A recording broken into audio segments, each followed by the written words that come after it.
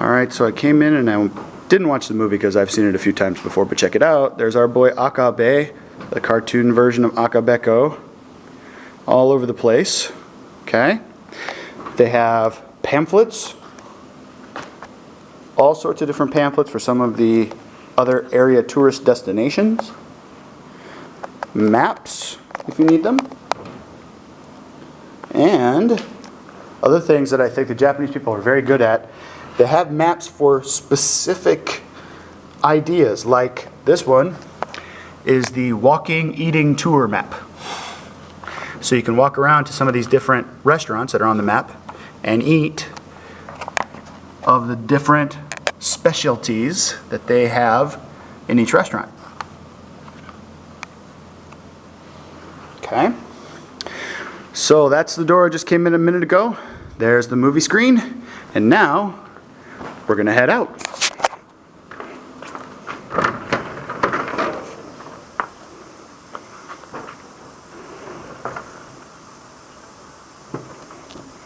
And we're going to come this direction into the entrance.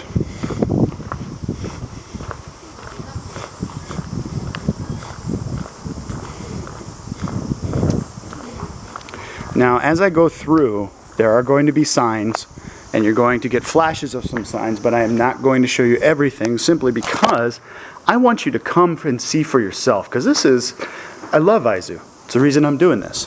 But I will show you, the gate here has guardians to protect the people inside, right? Okay, and then we go inside through the main gate into our garden.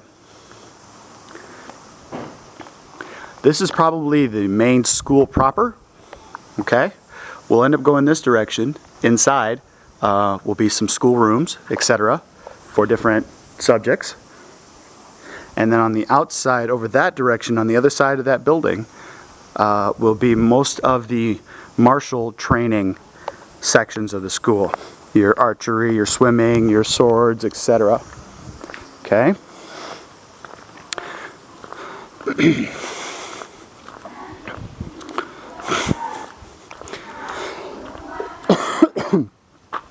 I'll let you take a look at this sign.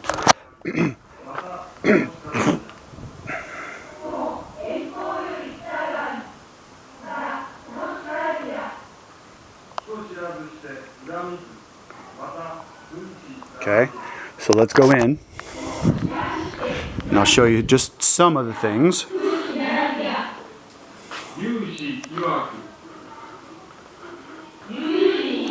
Each classroom has its own sign.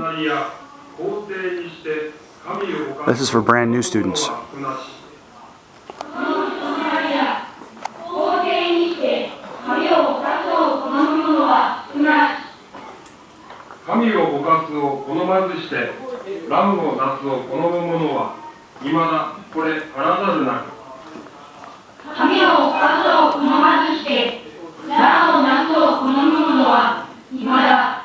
Each of those signs right there is talking about the different students, what families they came from, etc.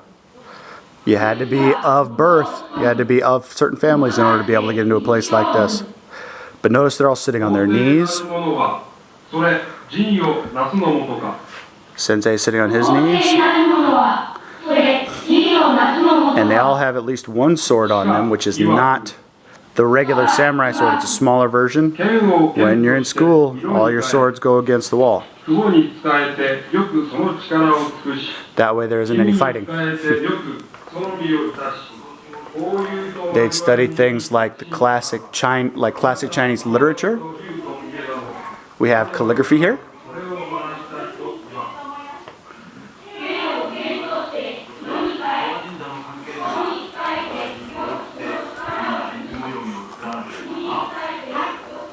And check this out. This is something I wish my students would learn about. Even today in Japan, Japanese students clean the school. It is a daily occurrence. Wiping down the walls, scrubbing the floors, cleaning up just about everywhere.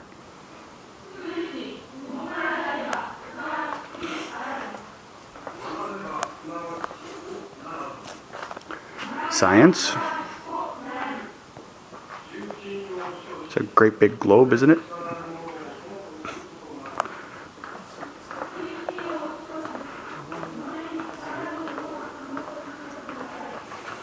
Another class I wish our students would learn.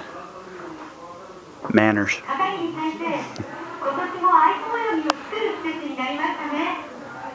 How to eat properly, how to bow properly, etc.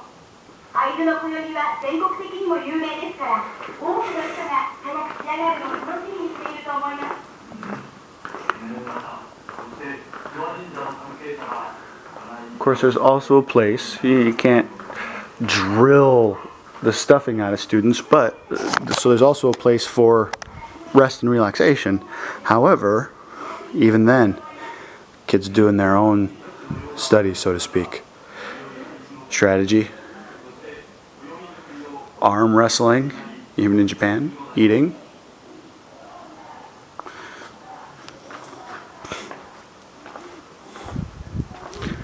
Okay, we're going to go out here. We are back out into that garden again.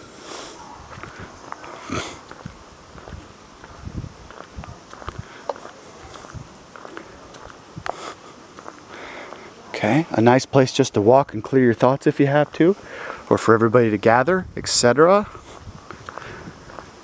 Now we're getting into the upper level. This is what they're calling the university. This would be for the older students, probably about high school age. Here, we have to take our shoes off. So I'm going to get my little plastic bag here that's provided right there. I'm going to step up on the platform and take my shoes off. And then I'm going to set the camera down over here, and I know I'm probably giving a few people... Hi! Probably making a few people seasick, but take my shoes, put them in the bag, and I'm going to carry my shoes with me until we get to the other side.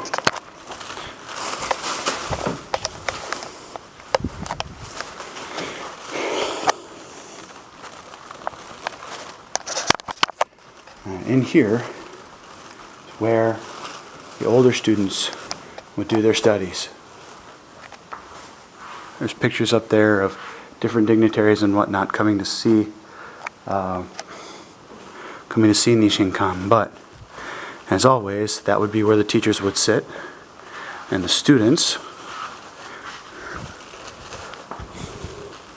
would sit back here where I just came from.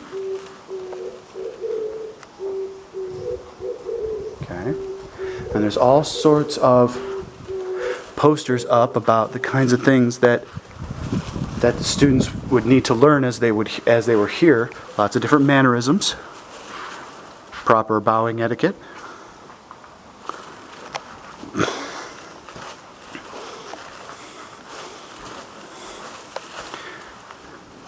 things you can do, learning how to, what the Japanese call gaman, persist.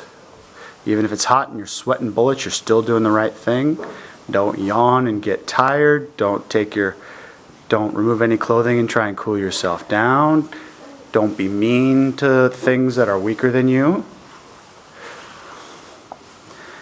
Do your proper cleaning. Don't sit and just read for pleasure, which is something I disagree with, but there you go. Okay.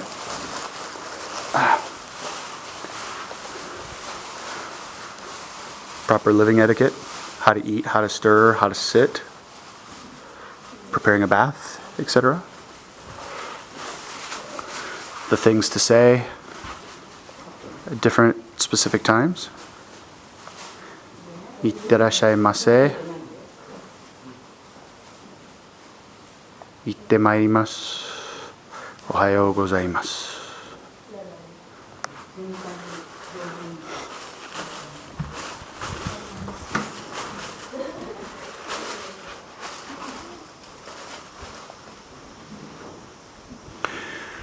And no matter where you are, anytime in feudal Japan, there were always different rooms for the upper level samurai.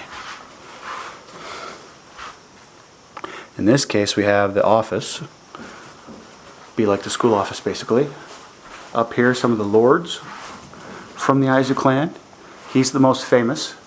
He's the one that was here during the war that brought an end to the samurai lineage.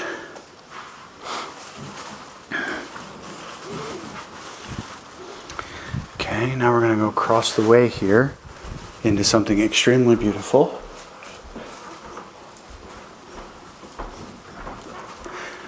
The school temple.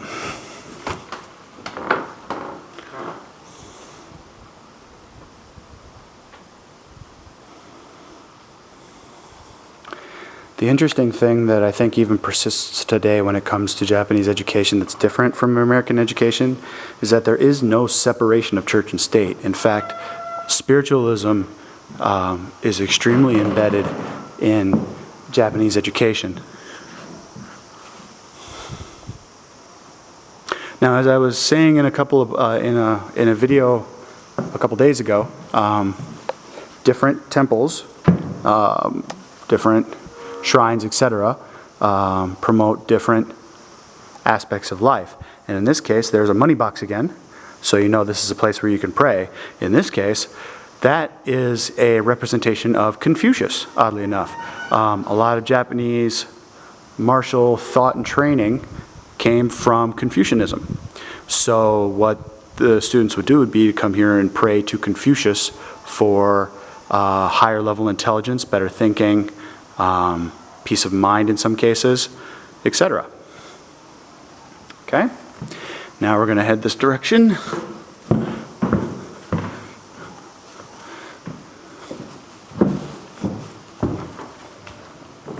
Across this way into a little bit of museum.